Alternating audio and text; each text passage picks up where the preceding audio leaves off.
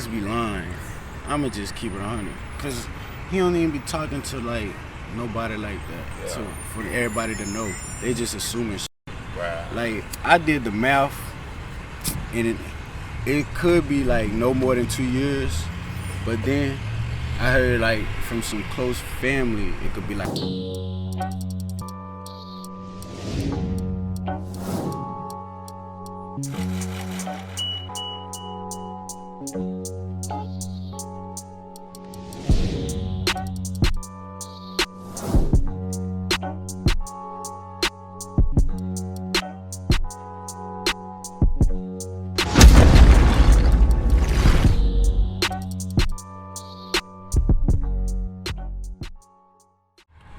Like the music, it came like my brother. He got into the music first. Like when my pops first got locked up, and like I seen him go on his first, his second tour. I went on.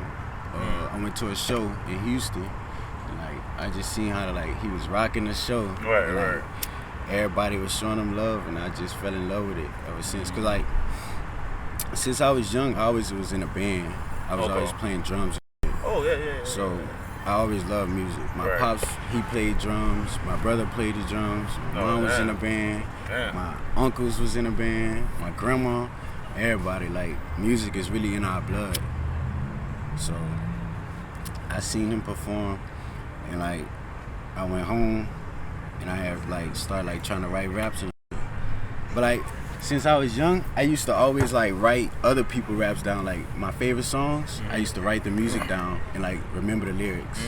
So that's how I think writing is easy for me. So like, shit, this had to be like 2017 I started rapping. Yeah. I dropped like some like freestyles and some on SoundCloud. And like people in my school, I went to a white school. So like people at my school, they was with it. Like I had like a lot of people that was like, that shit sound good. Yeah. I was just like, after that, I'm like running with it. I came up with the TSY, the sickest youngin'.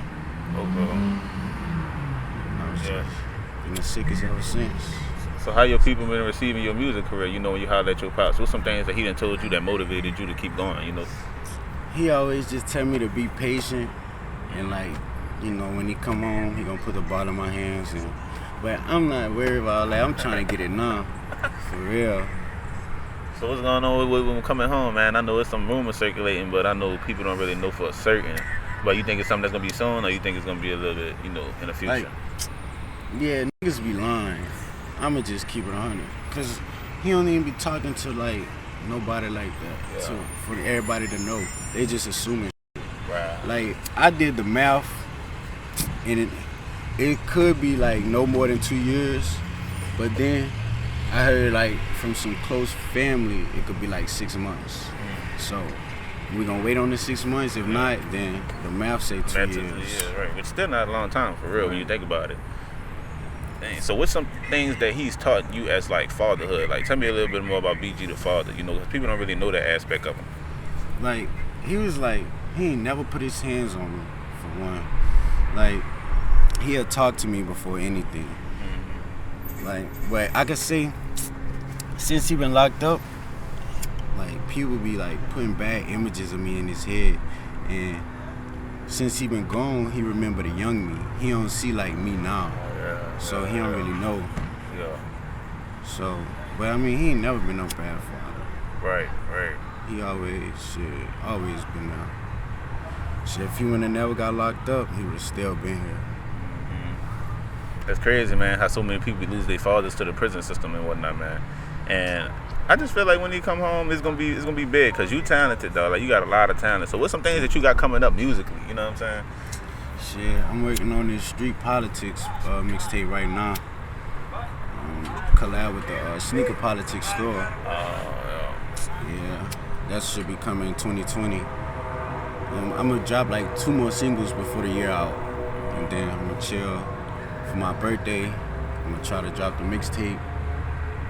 And I really need to work on visuals more. Yeah. That's what's coming more. Yeah. So what's some things that you feel like growing up, seeing, you know, your pops and being attached to one of the biggest labels in history? You know, how has that affected you and affected your grind in the music? You know, Cause I could say, I could feel like it'll affect me in a bad way, but in a good way. In a bad way because like people always look for my pop sound in my music, but in a good way because they always say I sound like them. So I mean, to each his own, really. right. With it, they gon' with it. If they not, they ain't worried. Right. So, what do you think the future of New Orleans hip hop going? You know, I feel like next year we need like 2020. I feel like New Orleans could be like the next Atlanta. I ain't gonna lie. Cause like right now everybody developing their own camp. right. So next year I feel like everybody gonna come together and like really stop worrying about the ops. Hopefully.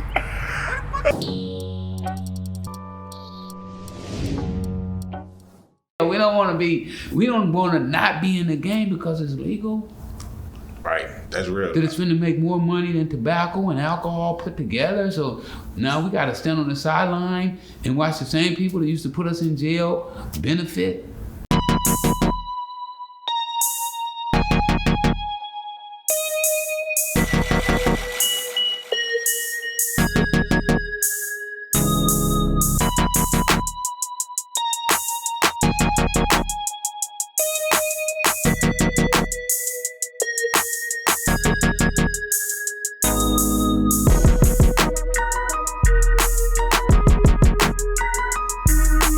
What up, y'all? Freeway Rick Ross. Shout out to Newtral Groundz and Tru E-Nation. You know, I'm down in New Orleans. You know what I'm saying? Wody. You in New Orleans? What brought you down to the city? Before we even get into the interview, for real, just chop it up about the city. Well, you know, New Orleans is getting close to legalizing marijuana. And it's my job, I made it my job to make sure blacks get involved. And we get some licenses and we able to participate.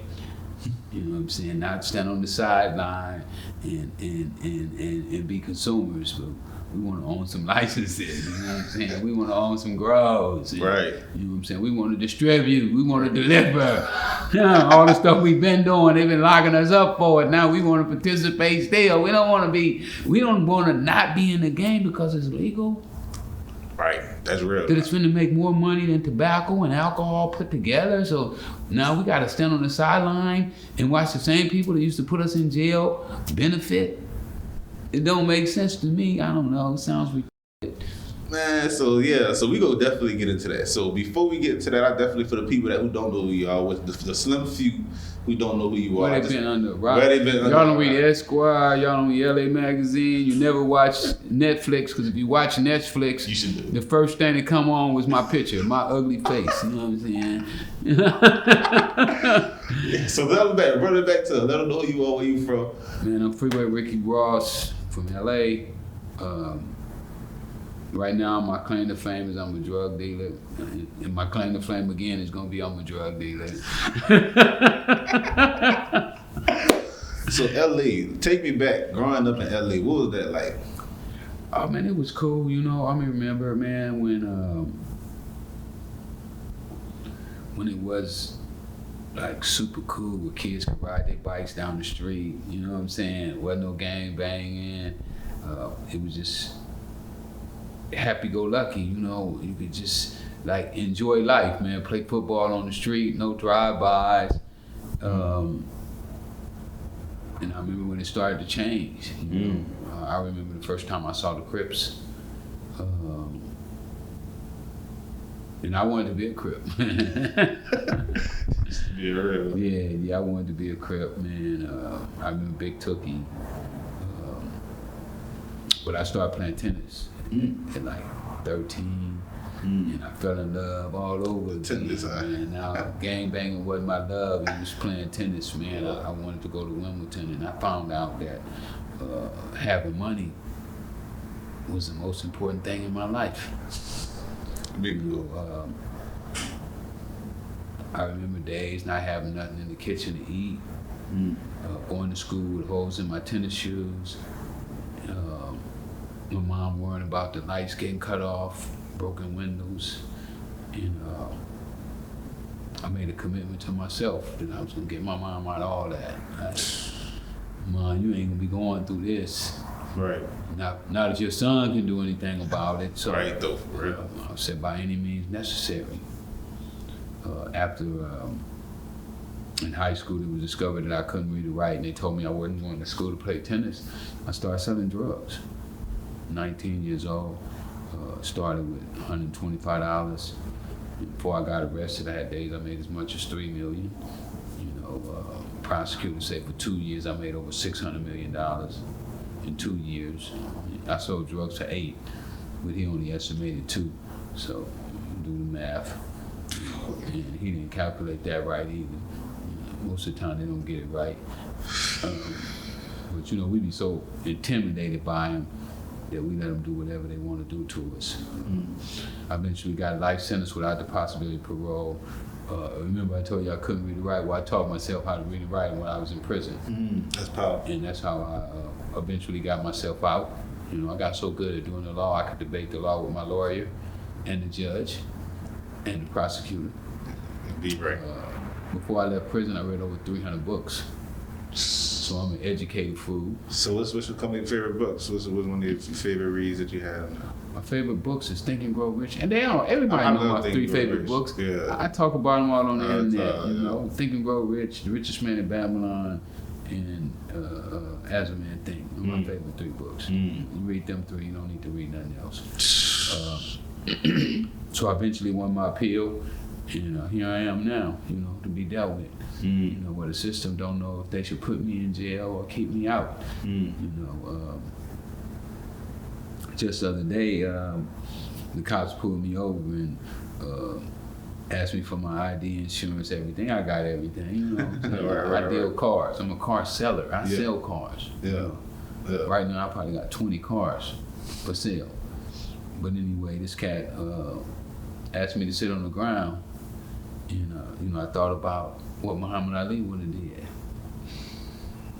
I said Muhammad would have stood up. So I had to stand up. You know what I'm saying? I couldn't sit on the ground. I said, what all the youngsters that's watching me gonna say if I lay down, if I sit down on the ground? Yeah, me and Black. They gonna feel that it's okay to sit down on the ground instead of standing up. So I had to stand up. They took me down, but I said I'd rather be taken down than lay down. See, I still got that, but it was about. You know what I'm saying? You know what James Brown said? I'd rather down on my feet than live on my knees. Powerful. So I'm not begging for nothing. I'm not asking for no handouts. Fuck them. Straight like that. Yeah, fuck them. So in Black History Month, man, like in this Black History Month, you just said, Muhammad Ali would have did, man. Tell me a little bit about the heritage, man, and what that means to you, and what it means for us as a people. Well, when I be looking back, saying one thing I try to do when I go back is to research, where did this come from? A lot of times we have things that we cherish and we don't even know where it came from. We don't know if it's valuable or if it's invaluable. We just holding on to some bullshit. A lot of times we hold bullshit dear to our heart and it ain't worth nothing. That's why you wind up with nothing. My man say nothing from nothing leaves nothing. So I want to hold something. I want some substance. And when you think about some of our great leaders, guys like James Brown. Say it loud. I'm black and I'm proud. Say it loud. They was proud of who they were. You know what I'm saying? Right. But now it's like we got to the point to where we don't like ourselves. We don't like what looks like us. We'll kill somebody who look like me, and then the cop will come up and we throw the gun on the ground. Put our hands up. You're gonna go to jail forever. You might be going to the electric chair. But you killed a brother or 2 or 3 brothers, and then when the cop comes, you put your hands up. I had an incident just the other day, man. Some youngsters rolled up on me, and tell me that I'm in their neighborhood, I gotta start paying rent. And I said, well, nobody else over here pay rent? I ain't never seen y'all go over there and say nothing to the Korean. Never seen you say nothing to the Mexicans. And I'm not advocating to do that to nobody. Right. But I'm saying, when I look at the brother, man, I saw one day I was riding down my block, man, and it like really irked me. You know, I see a young Mexican kid, probably about 12 years old. He's standing on the corner selling flowers. I said, wow, how easy he got it. Because if a young brother sitting on that same corner, he was selling flowers, they're gonna pull up and ask him what city he from. Right. What is he doing there? So when you look at it, the deck is stacked on us from every angle. You got the police that's gonna make you lay down. If you don't lay down, they're gonna try to take you down. And then you got your own brothers that look just like you, and they're gonna take you down too. So, okay, so you said something just important, really important just now. When I had the interview with Tru E-Nation, he was talking about the system, you know, because when you look at it from hindsight, you see like, okay, we getting it attacked from all angles. Diabolical plan, bro.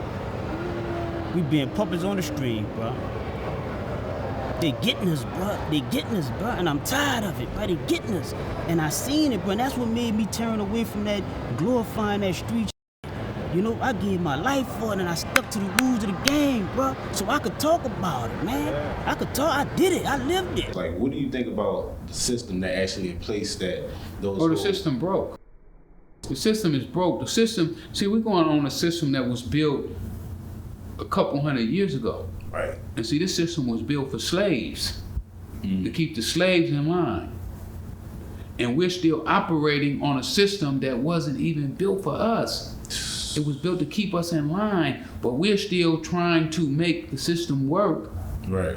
And it never will work for us. We have to break the system. We have to break the change. We have to break this mentality that we got.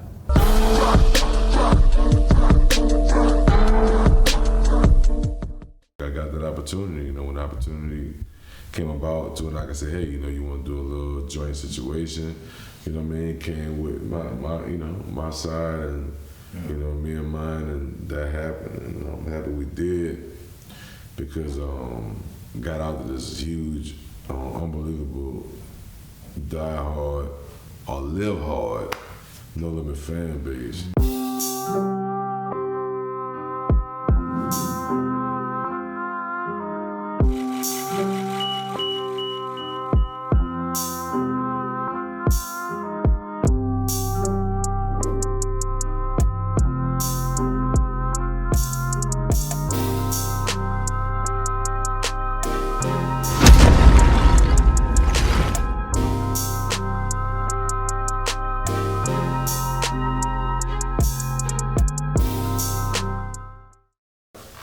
Single What Up, dropped the Baddest and Mouth Alive, and man, that beat was the original Sporty T track. You know what I'm saying? Which was the king of bounce. He labeled himself the king of bounce. You know what I'm saying? You know, man, rest up Sporty T. You feel me? You know. So let's double back. How do you even met P? How did that even transpire? How did I meet P? First time I met P, I was at a concert on Tulane. Going to Riverboat Hallelujah with my friend D. Oh, God. You heard me? My friend D. Best friend D. You heard me?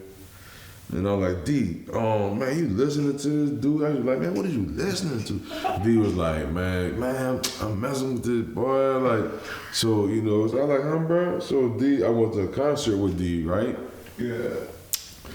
And D was like, it was a Master P concert. I forgot who else, but I knew Mia X was on the ticket, and I knew Mia, and she was doing her thing like that. And I was going to support, you dig? So that's the first time I met P face to face. I actually went to the table. He was selling CDs, cassettes, stuff like that, right? Yeah. I went and bought a CD from him and a cassette. You heard me? I bought Mia X on cassette, and I bought something that he had on CD, you dig? Damn. So yeah, man, show with love, you feel me? And was like, I thought it was dope, man. Independently, he's selling his stuff. That was my first encounter.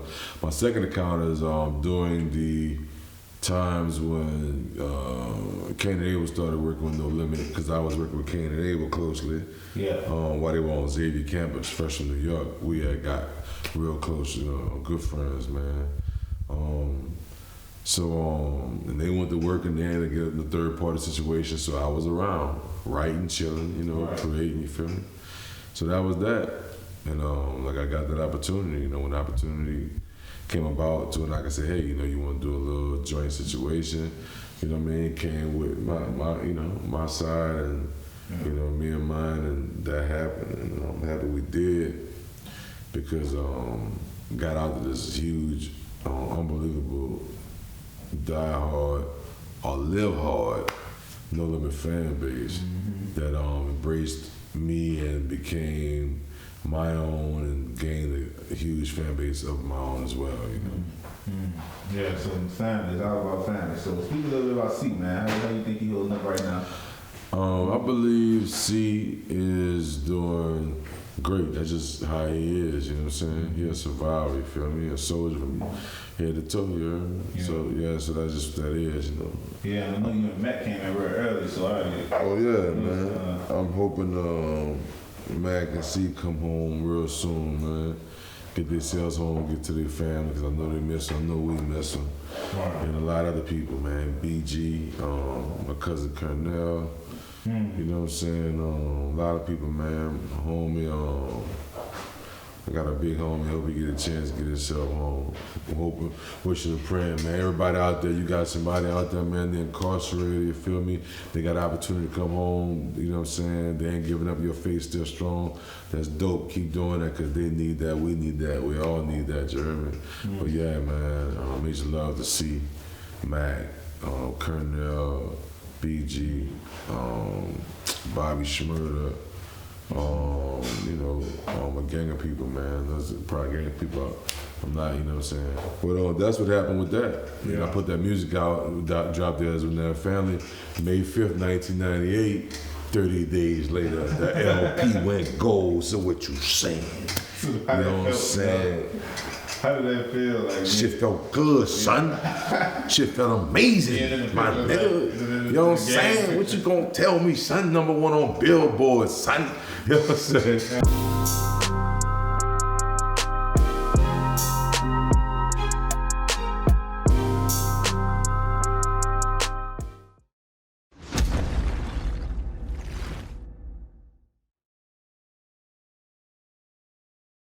So everybody kind of wants to be that Birdman. They kind of want to be that Master P guy. Or and talent wise, they just want to be that one to shine. That Wayne. You know what I'm saying? They want to be that Wayne, that dude that did it different. And Wayne kind of set that bar like that too. Because when Wayne touched the game, bro, like Wayne was like hot, son. Wayne was hot, and Wayne was hot when I was in Connecticut for 3 years after Katrina. That was the first time I really, because I thought, Wayne being in the city, I'm seeing Wayne, I'm seeing the hot boys ride around in these PT Cruisers, the all purple PT Cruisers. And I'm like, man, you know what I'm saying?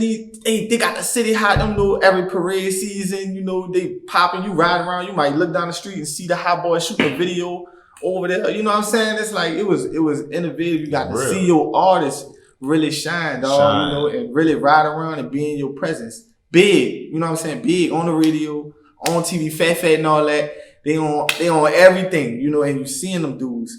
So it was like, man, it was crazy. But then when I went to Connecticut for Katrina, I'm like, these dudes big. Wayne was big, son. Right. Wayne was hot. People was in Connecticut, Stamford, Connecticut. Like Weezy F Baby, Carter, and all his dick, but my name is Harry Potter, and I'm like, damn, how you know about Wayne?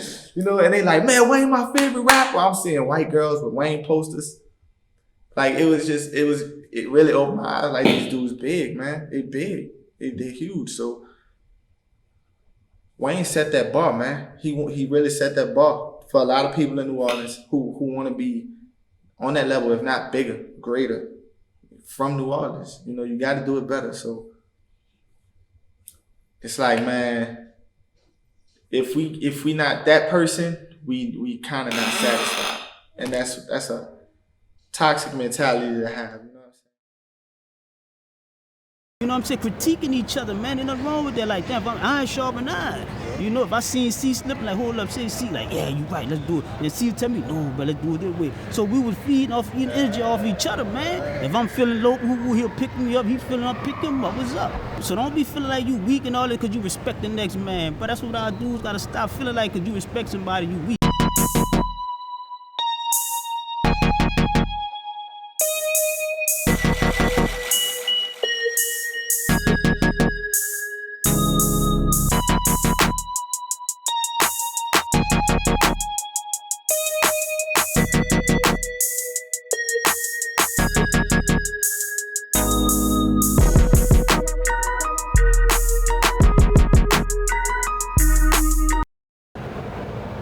I don't have the option that them dudes who killed themselves had. You know, I felt like, bro, I gotta get out here so my brothers could live on through me. Like you doing right now. Right now, my 80, my mom 80 years old right now. She finally got to live to see her youngest child come home and be free. That's a blessing. I lost my mom like 3 years ago. Oh, to hear that. Yeah. So that's why I'm trying to spend, that's why I'm here now, man. To spend the New Year's. It's gonna be my mom, me and my mama's first New Year's and holiday season in 25 summers, man. 25 winter, springs, and falls, you heard me? She's so happy, I'm so happy, bro. That's a blessing. You know, and 6 days after my release, my nephew got killed on a motorbike accident, being happy for me, bro. So I gotta live with that, bro. I'm like, woo. You know, that was a hard blow, bro, because it's like, dang, because you was with me that night, you jumped on the bike, and everybody, ain't nothing I could have did. He run his bike, you know. Right. I can't come home and tell my nephew, don't do this and don't do that when I wasn't here for him. Right. But in Pampers, when the dude was a baby, but he's the right man crayon. I'm getting a crayon in Angola for my nephew, Darrell Manning, saying, I love you, Unc. Wow. In crayon, bro. That's my, you know, so, and for him to die 6 days after my release, man, my family was here, then we came crashing down like that. I ain't been back up yet. Sorry to hear that, bro. You know, so it just like blow after blow to my family, bro. You know? Oh, this is powerful. You know? What's some things that you want to tell people that's young right now, that's in the street, you know what I'm saying, that don't really know the concept, don't know what's on the other side? Man, it's so much, bro. It's so much that we don't have the time for. That's why what we gotta do, man, the same thing that I know how to help see, and not just see, but other people, names that y'all don't know about that deserve to be back out here with their family, with their loved one. But let's start an organization. I can give you the ideas. I don't care if you steal it, as long as you do what you're supposed to do. I'm not out here for the money. Yeah, I got a family to feed and all that, but I know one thing: the same way I made it out of prison, the same way I'm gonna make it out here, and I did it all by the rules of the game. I did it all by integrity. We ain't need no contracts with some of the agreements I made with people. If Eric Brown said, if man E said that, let's do that, bro. You know that man gonna come through, and if it don't happen, he gonna do all he can to make sure he fix it. You know, that's come from loyalty, bro, integrity, bro. And I had older people, brother, look up to me, like my big brother, like Robert Howard, he died, we called him Montana Slim. You know, my brothers Charlie Brown, Toddy Brown, Darren, Glenn, all my older brothers, even the ones that didn't go to prison that was out here, but them people, my daddy especially, brother, they molded me and taught me how to be a man.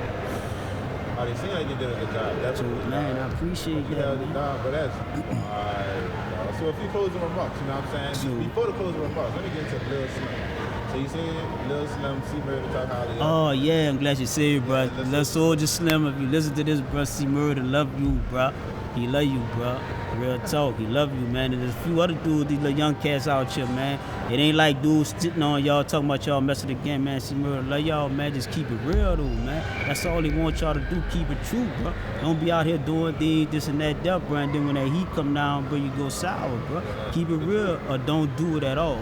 Keep it real or don't do it at all. That's what makes you a man.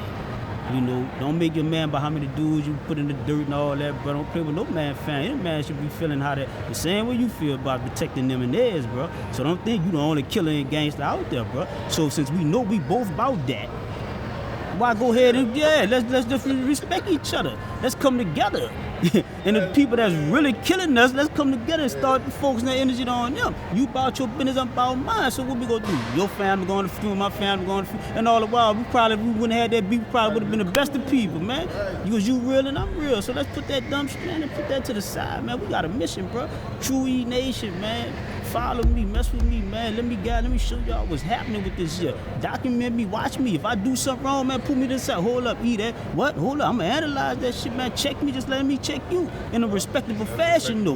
You know what I'm saying? Critiquing each other, man. Ain't nothing wrong with that. Like, damn, if I'm iron sharpen iron.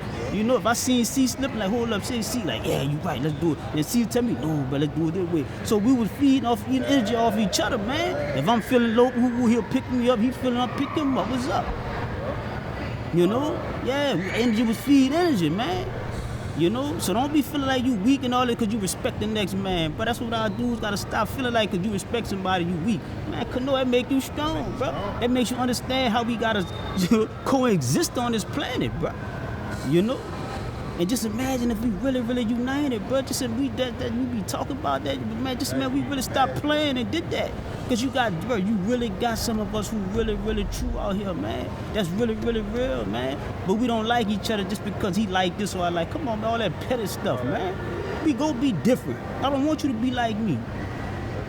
You know what I'm saying? I'm not gonna try to be like nobody else, man. Can't nobody do me better than me, and I can't do you better than you. Right. You know, so let's stop shitting on each other, hating on each other, and all that for nothing, man. Nonsense, bro. You know? And I'm not just talking to y'all, I'm talking to me too, cause I slip back in that. Wait, what you said? You see what I'm saying? So if I'm, man, chill out, bro. I done had that already happen since I've been home, man. Somebody had us like, eat, boy. I'm like, you right, bro, cause they don't know what they doing, bro. People don't be knowing. And then every time you do them that, they don't understand. They pointing at, why you mess with me in the first place? You go, come on, bro. You realize you ain't even had to go that far with them, bro. So, man, stop playing, man. Sit down, let's chill, man. Let's try to do something positive out here, man.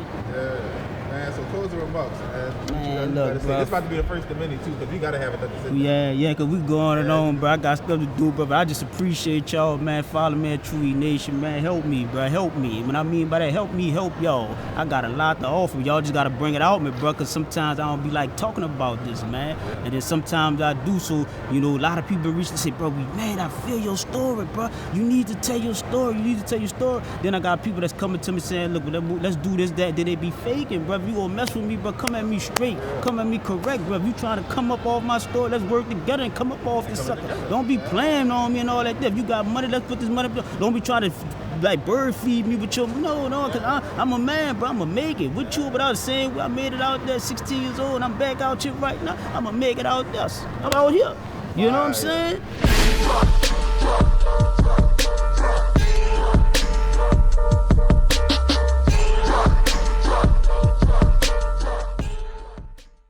I'm talking about Pete really playing basketball, right? So after the game was over, we meet up with Pete.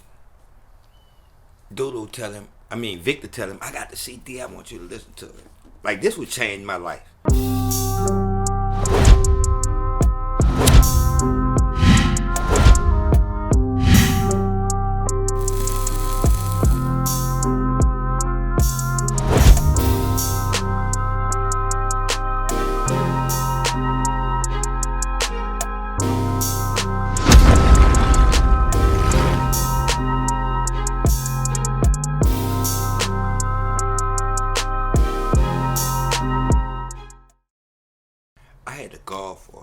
Victor Newman, right? Okay. Like his real name was Victor Newman. Okay. Like everybody think about the stories and all that. You think about Victor Newman, but this is my godfather. I'm just telling you, this is my daddy pot. His real name was Victor Newman, and he knew Dodo. Dodo was out the Cali. I was out the Magnolia, and he knew Dodo because he used to mess with his sister. So he had a relationship with his sister. When Dodo came home. Actually, let me back it up. My uncle, my godfather, he was a pure dope dealer, right? Mm-hmm. And he was riding a motorbike one day. He got hit by a frozen milk truck. Tell you real talk. And they gave him $1 million. Like after the settlement, he had one leg. And no Victor didn't know. I'm telling you real talk, right? I'm telling you. Okay, listen. When he got hit on the motorbike, it injured his leg. Right. He got $1 million from Brewing Milk Truck. And I was his godson. And Dodo was his brother-in-law. Yeah. So Dodo wanted to do music. Like Dodo came up with Tough Guys. I ain't know nothing about that shit. But when he come home, as Victor talking to Dodo, I don't know nothing about this. But as Victor and Dodo talking, Victor telling him, I'm gonna front you. If you want to do that, besides me, I'm gonna do it. So when Dodo came home, him and Victor got together, right? And Victor was like, but I want you to f with my nephew. Victor used to always call me the nephew. Really, I was his godson, but he used to tell everybody I was his nephew. So when Dodo came home and we decided to start Tough Guys, Victor come one day and he came and got me. Now, keep in mind, this after Devious, you know. Yeah, so I was a hell of a writer. Yeah, by then you were like, cool, right? Yeah. It's not like, but my writing stuff came from poetry. Okay. Like I used to do poetry when I was young. Yeah. But this all after that. So Victor pulled up to me one day in the excursion. This when the excursions first came out. My godfather, he was like, "Come on," and he introduced me to Dodo. But Dodo had people out the Cali, cause Dodo out the Cali. I'm out the Magnolia. Okay. He already had artists. People out the Cali, people off 3rd and G. He was like, all right, rap. I was a hustler. Like I rapped off every beat that put on. Right. So it helped Victor be able to say this who we going with. Like it's even crazy about the story with Master P because like you know how I did my first solo album? We was doing an album called Tough Guys, right? We was doing the compilation album. Victor had a relationship, which is my godfather, with Master P. Dodo had a relationship with him. So Master P was playing for Charlotte, then right? So we was like, we gonna fly out there. Like we street. We're like, we gonna go see. Cause we couldn't, like at that time, we couldn't get to him. Like we gonna fly out there. So we fly out there. I don't know who they played, but we fly out there somewhere, right? So it's halftime. No, I didn't go through the whole run over that we all in the cone. Like P. He know this Victor and Dodo. Yeah. So we like, come to the hotel. I'm gonna see y'all after the game. I'm talking about P really playing basketball, right? So after the game was over, we meet up with P. Victor tell him, I got the CD, I want you to listen to it. Like this would change my life. So P get the CD. Like I'm like P is like that's why I never have nothing bad to say about P because he's a part of my career. So P get the CD. Now we already got this shit pumping in the city. New Orleans know everything about Tough Guys. We get P the CD, it's a compilation. P hit the CD, right? P like, whoever this little is on number 3, number 5, and number 6, I'm gonna do an album on him. This how my album, I'm telling you, this how my album got started. So, it's me on them records. He like, I like the little, I like his voice. That's let's do an album on him. I'm gonna support everything, I'm gonna do everything. So, bam. They go to the hotel. I'm young. I don't go to the hotel. It's not that I'm young, but I don't know P like that. Like that's it. That's they pop. So when they come back, they're like, "Cello, he want to do an album on you." I'm like, "Album on me?" That's crazy. Mind you, I'm telling you real talk. Mind you, I'm a street. Like, all right. So when we get back, Swab Bob called us. Swab like, say I need you to go by Ezell, KLC, but they send me like to all kind of producers. I'm a street, and I know music, so everybody I'm going by, I'm knocking out songs. Me and Mac, I live by and I die by. Me and Ghetto Commission, if we got beef. Like me and I can't think of your girl's name, but it was one of my favorite songs. But like, I'm going straight there. We doing records because me, I'm street. Yeah. So I'm like, dope. I'm about to do a few records. And I'm about to get back to the city. Right. Though, like, say we got to spend a night here. I'm like, you lost your mind. Though, like, I'm telling you, we gonna spend a night here. So I do all them records, right? And I got them records with everybody.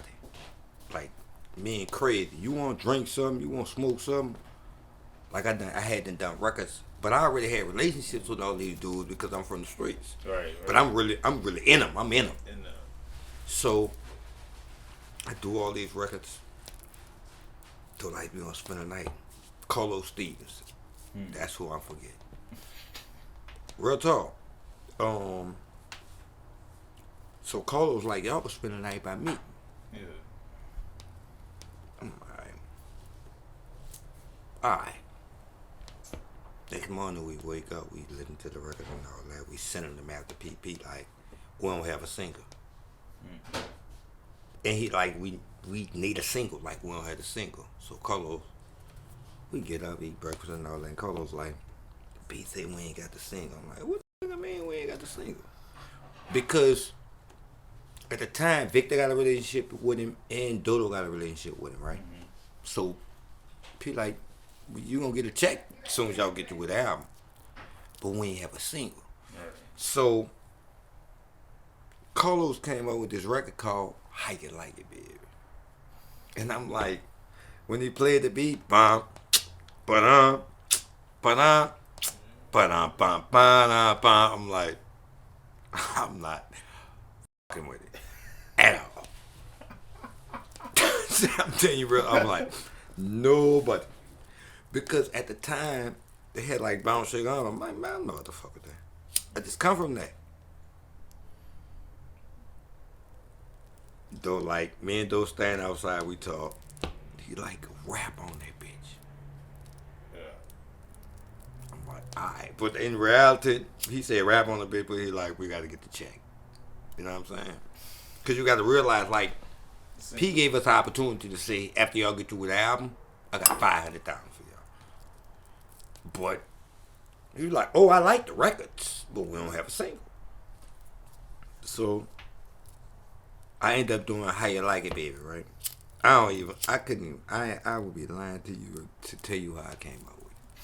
But I was like trying to make it, How You Like It, Baby, from the front, from the back, from the side, smack it and hit it all night. Yeah. I was trying to make it like Commercial, yeah. as commercial, but keeping it straight as I could. Years later, and a few months after we gave him the record and all that, the fucking record went gold.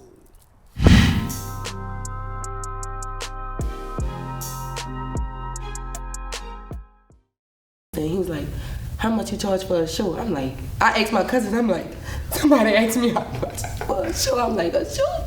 She like, what you want to tell them? I'm like, how much is it? She like, I don't know. I'm like, $150.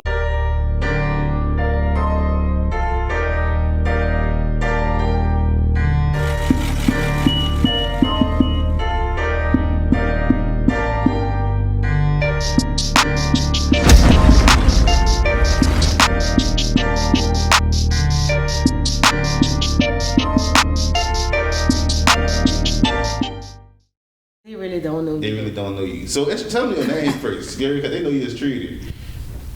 Why they need to know my Tell me, man, come on, man, because you gotta get personal with them. You know, you trying to let them into My your name world. is Tru E-Nation.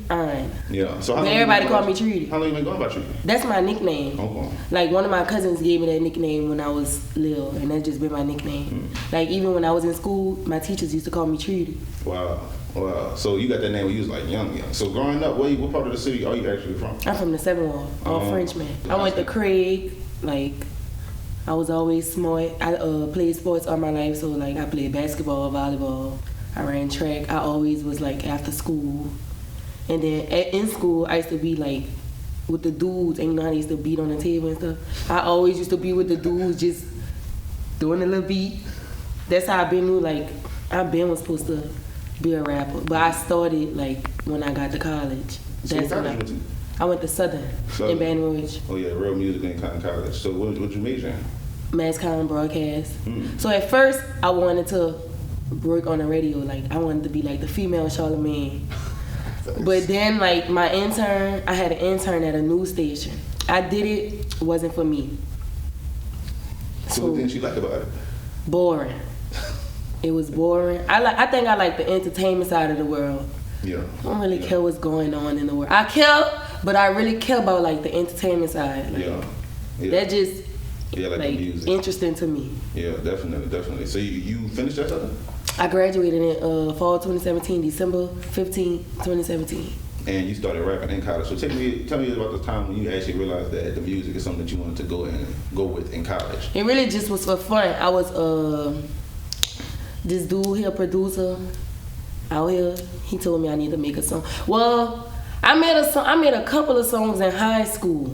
So the dude, he knew me from rapping from high school. So he was like, you need to make another song, like, just cause. Yeah. And I was like, all right, when I come up with something, I'ma like call you. I'ma let you know. So one day I was at school. I was sitting in the car with my friend, and I was just playing like the instrumentals, but it was like a bounce instrumental. So like the beat was just going, and I just was like, I was rapping to my friend. I'm like, ooh, like how you think that sound? He like, it's a hit. So then like that weekend, I used to go home on the weekends. That weekend I went home. I called the dude. I'm like, I got a song. He like, come to the studio. Went to the studio. Made the song. All right, boom. Went back to school. When I went back to school, I didn't know how to upload music or nothing. But you know, my major was mass comm, so it was like within that area. So one day I was in class and they had a DJ in my class, and I'm like, can you help me upload a song on SoundCloud? And he was like, yeah. So he just asked me, he was like, you gotta make a SoundCloud. I made it, all that. He like, which picture you wanna use? So the song, it was called Drop Offs. So I'm like, I need a call. Like, I need a picture of a call. That video was so funny. So I looked on Google. The first picture I saw, it was the inside of the car. I clicked it, and that's the picture I used, and I uploaded it.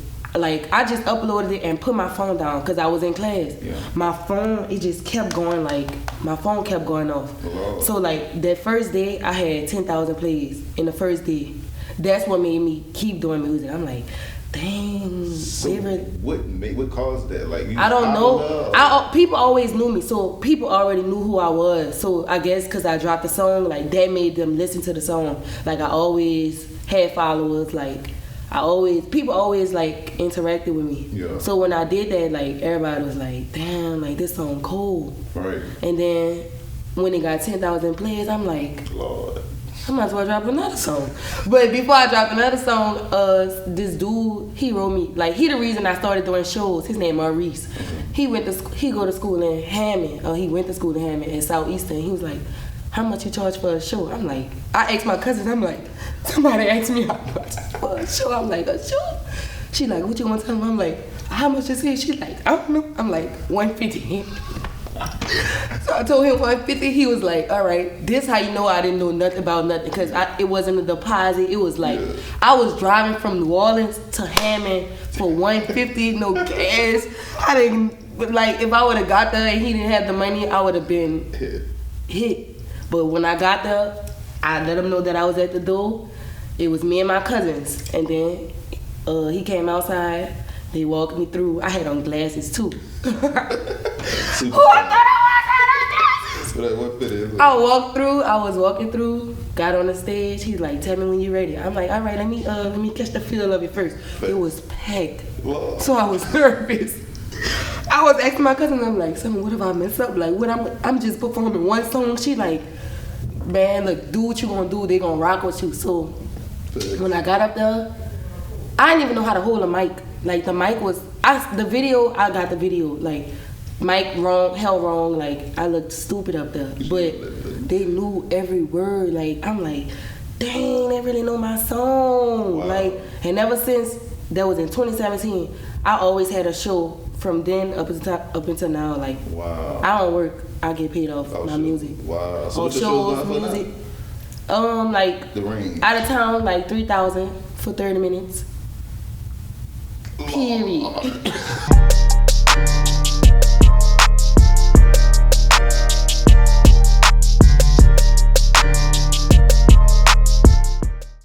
Them all wanna do what they doing. They punching each other, they knocking holes in the wall. I'm talking about, man, they thumping. Wow. You know, No Limit was coming. Wow. So Master P picked up the gloves. He just put them on. He just was just talking buku shit. But nobody was trying to fight him. I'm like, damn, this P must could fight. So I'm 11. Man, I was like, I'll get in the gloves with you.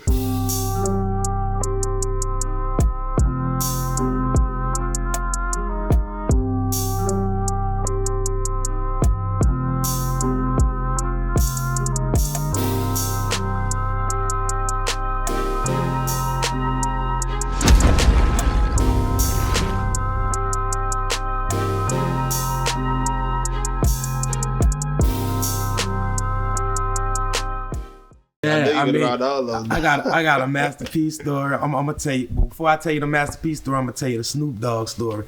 So my mom was like, you want me Snoop? And I was like, yeah.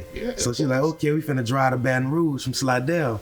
So I go in my room, I put on the red Tommy Hilfiger vest shirt with the red pants with the red Jordans. Fresh. So my mama I go in my mama, I'm ready. She was like, oh no, you gotta take that shit off. Yeah, she was like, and then no limit, they along the blue side too, you feel me? So so I'm like, man, I'm just a kid. They ain't gonna, she was like, man, go take that shit off. So I had to put on my blue. You know what I'm saying? So when I met Snoop, so we pull up. Snoop had a green Navigator, like on some blades, mirror tint. Him and C Murder was in there. So mom was like, come on, she walked me to the car. Dog, them dudes rolled the window down. Like, you on how high? Like, that shit like, number smoke. You know what I'm saying? He's like, what's up, little homie? You know what I'm saying? I'm like, what's up? Love my sounded just like how he probably was sounding. Yeah, nah, for real. That shit was crazy. Dang, that's crazy. And then I already know I got a story in Master P I never told nobody. So No Limit Records, them was like some aggressive big. They used to fight, do all type of shit. So, it was always a pair of gloves laying around the studio.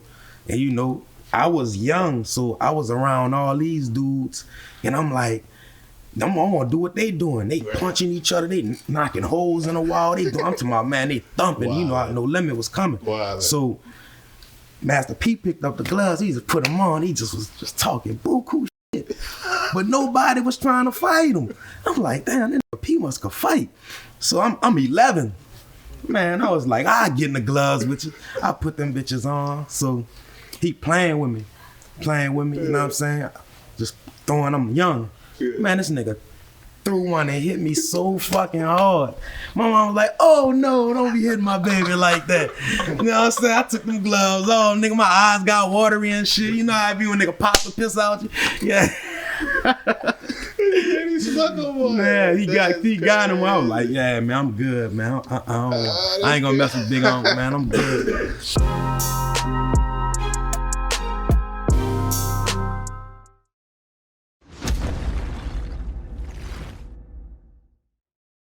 Grandpa, who's my role model, my hero, he told me, Doc, everybody has a dark side. Everybody. So that being said, you gotta acknowledge your dark side and you gotta acknowledge what comes along with it. And I think that it's important that we acknowledge our dark side so we're aware of it, so it don't catch us off guard. But it's a difference between acknowledging something and feeding something. And too many times we feed our dark side. So now you got this person that is literally the best type of person that you would ever want to be around, the most helpful, thought-provoking, generous, God-fearing person. But that same person knock your head off. And that same person in the same breath will go sleep with your girl, you heard me? And be like, yeah, I did that, you heard me? And it's like, what? You're the same guy who was in church just now. Like, I don't get it, Straight up, dog, in New Orleans, more than anywhere on this earth, dog, somebody be walking down the street and look like Steve Urkel. And they'll blow your brains out though, you know what I mean? Because they could be nerdy, they could be super into school, super intellectual, all this stuff, but they got that other side. And they fed that side so much, that dark side about them, that they like, yeah, I'm nerdy and I got suspenders on, but boy, I'll blow your brains out. And that's real where we come from, dog. Yeah, so, real. Damn, yeah, fool. Like, that dark side is real, dog. So all I'm on is this. Like, don't ever get it twisted when it comes to what I stand for, what I represent. I'm always pushing the positivity. I'm always pushing people closer to God because that's where we come from and that's where we got to return to ultimately. And we need to embrace the God in and around us while we living on earth. Totally. But that doesn't mean that I'm unaware of my dark side or of the dark side that exists in this world. But that's why I'm not afraid to talk to anybody, man. Some of the rappers that I'm super tight with that's calling me for advice or that I'm kicking it with, you know, or pouring into, man, you would never even think like, wait, you cool with this person, D? Like, I would have never thought that based on, you know, me hearing their music and hearing your music. But no, it's not about the music that we putting out. Because guess what? I could be putting that same music out, talking about busting your head and selling dope or whatever. You know? And they could be putting the same music out that I'm putting out, talking about the light at the end of the tunnel and talking about be real, be righteous, be relevant. Or, you know, I know God got a plan for me, but I don't know what it is. I'm just out there trying to handle my biz. We could easily flip-flop and reverse roles, man. But I just try to find where can we relate at? What do we have in common as people? And that's what make me have love for anybody on this earth. I can hate what you're doing. Like, nah, bro, like you putting negativity out there, dog. Like I can't support that message, dog. I can't. But I still love you. I still love you, boy. And if you need something, hit me up. You know what I mean? Yeah, and people don't be on that. People basically be tagging your self-interest into whether they like you or not. Like I was talking on Instagram, I was like, you don't have to be you don't have to dislike somebody who you disagree with. You know what I'm saying? That's so real. Yeah. Oh, that's so real, bro. And most people are just scared. Say, bro, I tell you another reason why I rap is because I want to prove to people that it's possible to succeed when you choose not to compromise or sell your soul or go against what you know God wants you to do. Because a lot of people don't think it's possible to succeed that way. There's a lot of people in New Orleans who we only take on this persona of being gangsters and just being so like, you know, so negative. We only take on that persona because we think that's the only way to make it in these streets or to make money in this industry. Yeah, because that was the only action that was rewarded. That's all that was ever rewarded. So it's like, look, I want you to see, like, you know, I'm thinking about like, should it get to the point where I just get so transparent with people to where it's like, look, man, look at my success. I'll put it out here in plain view. You know, I remember the first time I ever saw, I don't know if he would want me to say who he is, but the first time somebody showed me their bank account, their statement, you know, I saw a printout of a sheet of paper and, you know, dude had more than $1 million in his account, right? And that motivated me like a mug, boy, to be like, wait, I know this person. It's a person we all know. And I know this person. I can touch this person right now. I'm having a convo. I'm sitting next to this person and I see the money that they've been able to make in this industry without selling out or selling their soul. That motivated the out of me. You feel me? Because I was like, it's real. And that's what I feel like I do for a lot of other people that's just like, they just looking at it, bro. They just looking at it like, man, you got hundreds of thousands of followers. You got anytime you speak or put music out, all these people gonna listen to you. They looking at it like, yeah, you on. And when they see how I got on and what I'm not willing to do, I know that plants a seed in them that makes them say, well, it's possible for me to do it because D1 did it and D1 is still accessible. And then I'm motherfucking hustling. I'm like, I hop off the bus going to the gas station. I was like, oh, that's you now. Give me an autograph. Give me $50.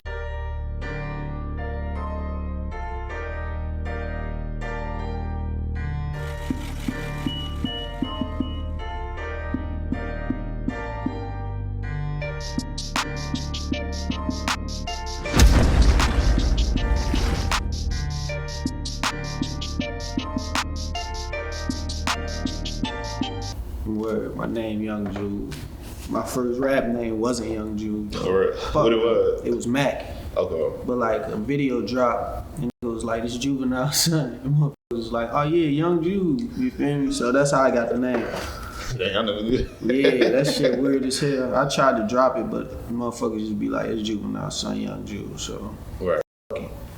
But yeah, I'm from St. Louis. People think I'm from New Orleans, but I'm not. I was raised in both St. Louis and New Orleans, but I'm from St. Louis, from the north side. Yeah. I love chicken and hot sauce. So what's that like, you know, the being from St. Louis and New Orleans? Like, what's the benefits of being from both them parts of the states, you know? I know more people, you feel me? Then I got I got the story from both sides. So it's like. So tell me a little bit about the St. Louis mic. You ever like, I don't even really know about the St. Louis mic. Like St. Louis up just like New Orleans, like crime high.